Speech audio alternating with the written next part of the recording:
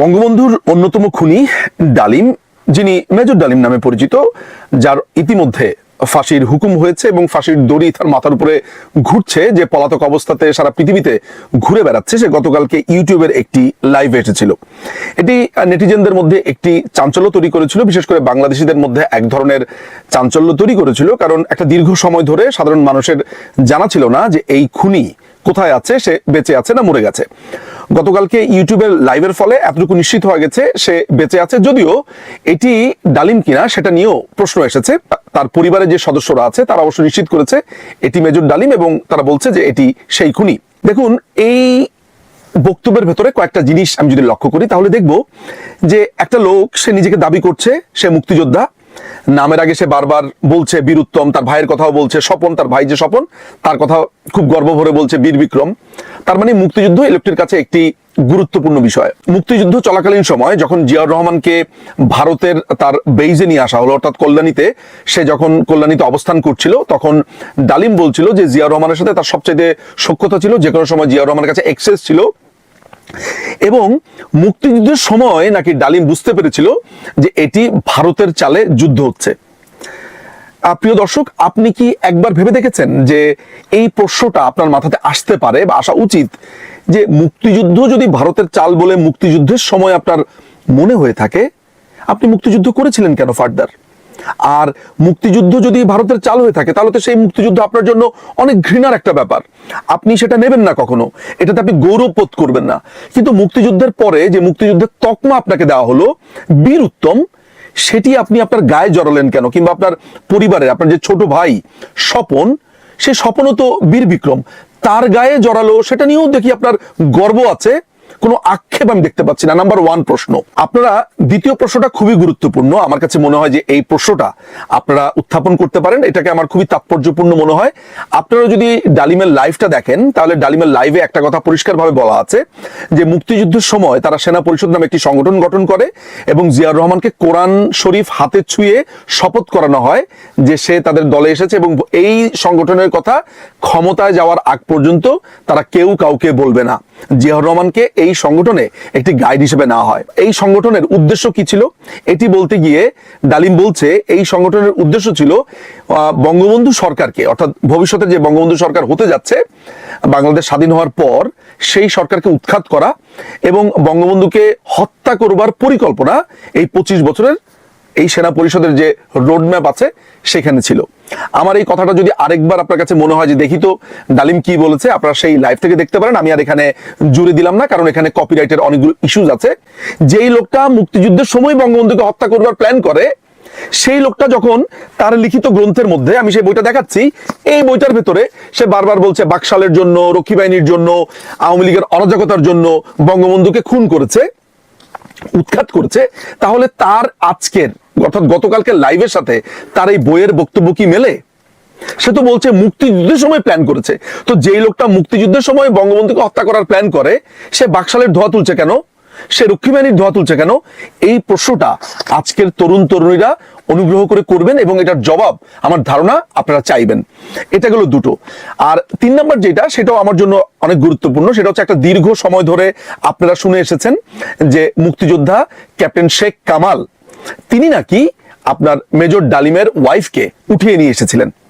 গতকালকের তার লাইভের পরে আপনারা নিশ্চয়ই নিশ্চিত হয়েছেন যে শেখ কামালের কোনো ভূমিকাই সেখানে ছিল না এবং অনেকদিন ধরে আমরা বলে এসেছি যে ডালিমের নিজের গ্রন্থেই লেখা আছে। আপনাদের মধ্যে অনেকেই সেটা বিশ্বাস করেছেন, অনেকেই করেননি। কালকে তো আপনাদের কাছে এতটুকু নিশ্চিত হয়ে গিয়েছে যে Sheikh Kamal had nothing to do with that incident. আচ্ছা, ওই ইনসিডেন্টটাতে বিয়ে বাড়িতে কি হয়েছিল, বিয়ে বাড়িতে হওয়ার পরে উঠিয়ে নিয়ে আসা, নানান ধরনের কথাবার্তা শুনেছি। মাথায় রাখবেন যে একটা ফ্যাক্টের ভেতরে যদি একটা মিথ্যা থাকে, একটা গোলমাল থাকে, তাহলে পুরো ফ্যাক্ট নিয়ে কিন্তু আপনার প্রশ্ন উঠবে। আমি ওই ইনসিডেন্টটা নিয়ে আপাতত এই মুহূর্তে কোনো কথা বলছি না, কিন্তু আমি ইনসিডেন্টটার পরের যেই বিচার চাইবার যেই জায়গাটা আছে বা অংশটা আছে, সেই জায়গা থেকে একটা প্রশ্ন করছি। আমি আশা করি এই প্রজন্মের তরুণ তরুণীরা সেই প্রশ্নটা তুলবেন। সেই প্রশ্নটা কি?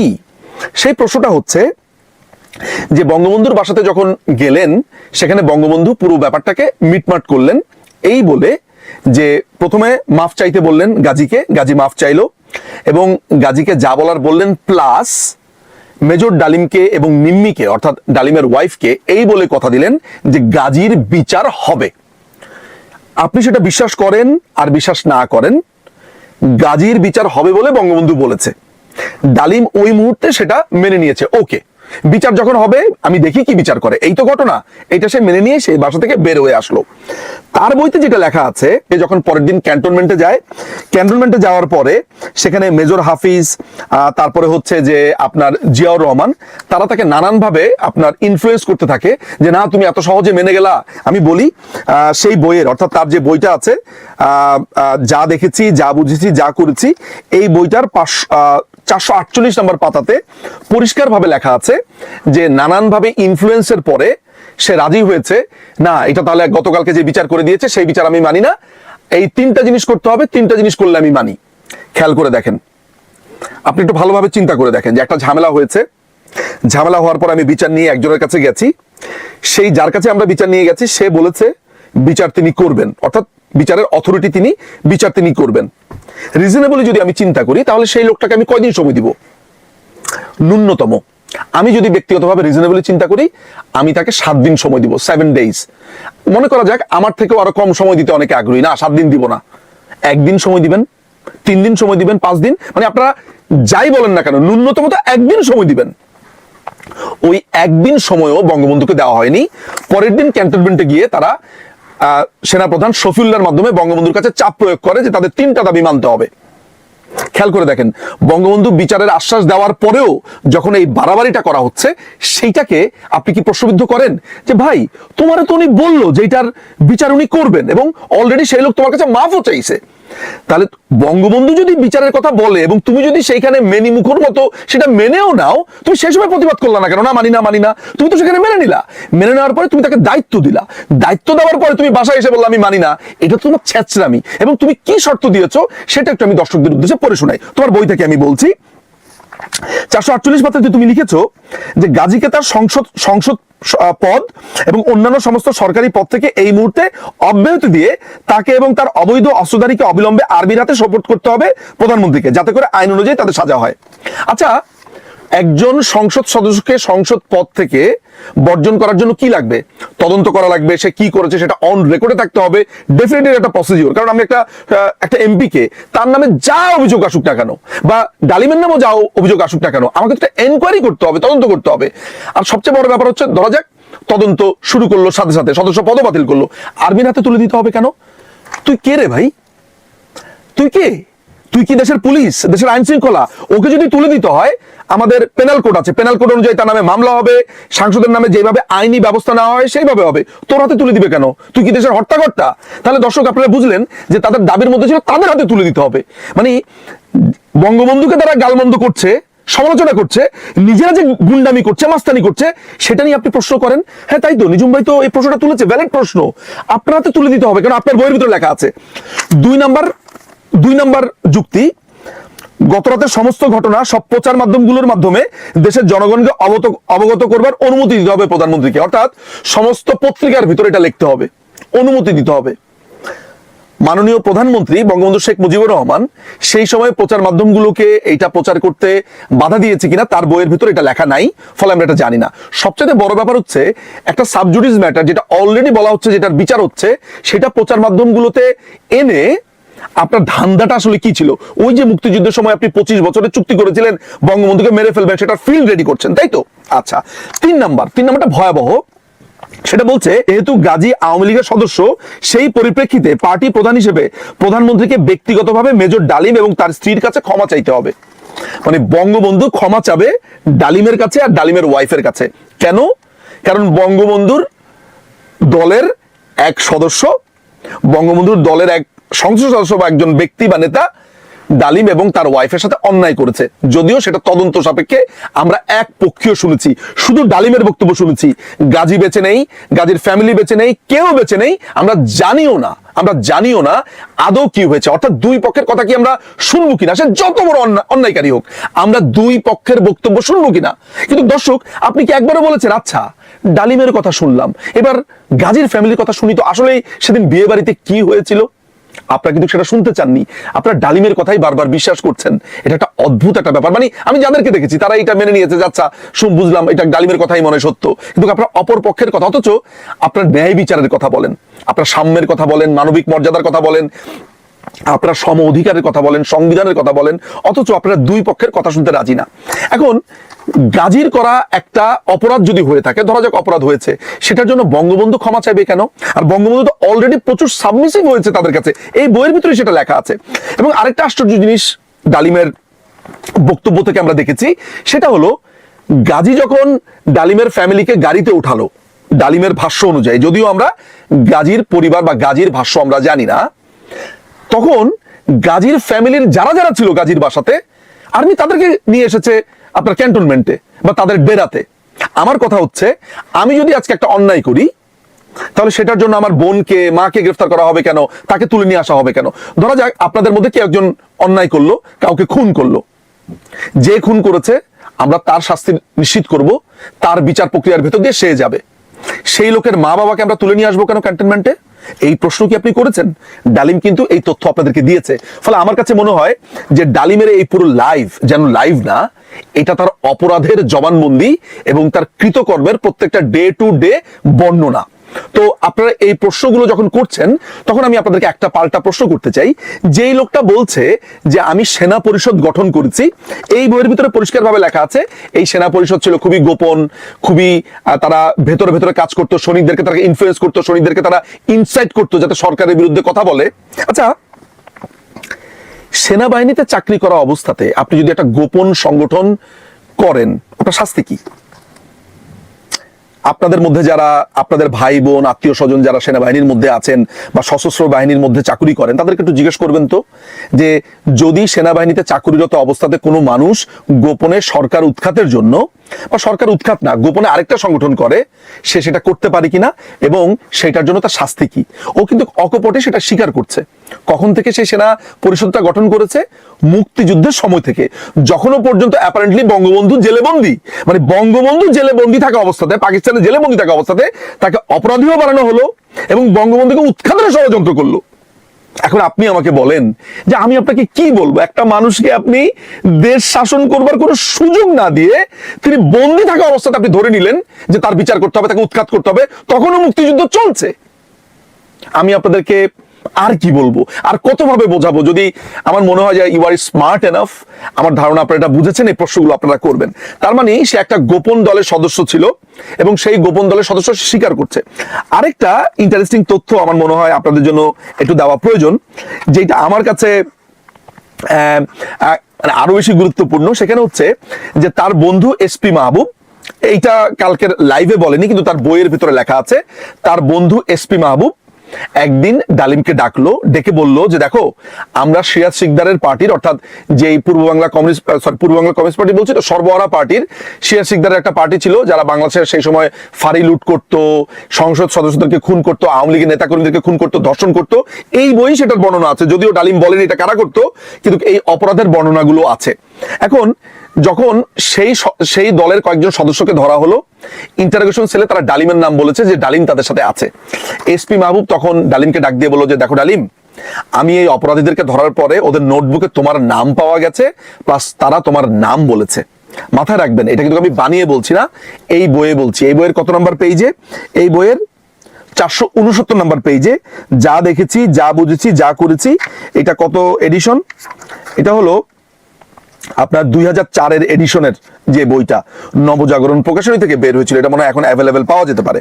আচ্ছা, ডালিম তখন তার বইয়ের ভিতরে লিখছে যে আমি এই কথা শুনে ভরকে গেলাম, অর্থাৎ আমাকে যখন বললো যে সিরাজ শিকদারের যে কোনো সময় সিরাজ শিকদার গ্রেফতার হতে পারে, তার বিপদ হতে পারে, সে তখন এখানে বলছে আমি সাথে সাথে হাই কমান্ডকে জানিয়ে দিলাম।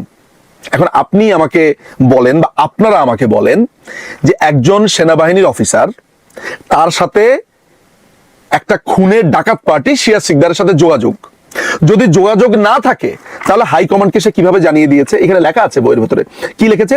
সংবাদটা যত তাড়াতাড়ি সম্ভব সংশ্লিষ্ট মহলে পৌঁছে দিতে হবে, সাবধানের মান নেই। পরদিনই খবরটা জায়গা মতো পৌঁছে দিয়ে সাবধান করে দেওয়া হয়েছিল। তার মানে এই ডালিম, এই খুনি ডালিম, বঙ্গবন্ধুর খুনি ডালিম, তার সাথে শুধু সে সেনা পরিষদই গঠন করেনি, সে শিয়ার শিকদারের পার্টিও করতো, তাদের সাথে সংযোগ ছিল।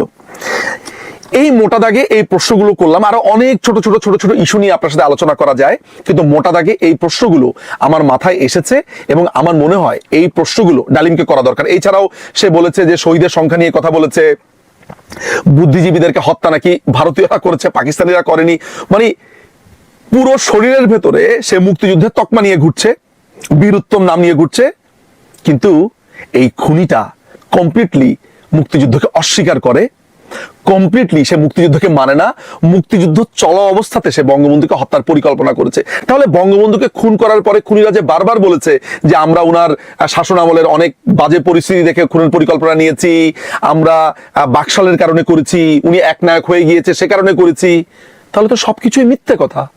মুক্তিযুদ্ধের সময় যদি তাকে হত্যা করার পরিকল্পনা করে জিয়াউর রহমানকে কোরআন শরীফ হাতে ছুঁইয়ে, তাহলে আর বাকশাল, উনি একনায়ক, এই আলাপগুলো আর কেন আসবে ভাই?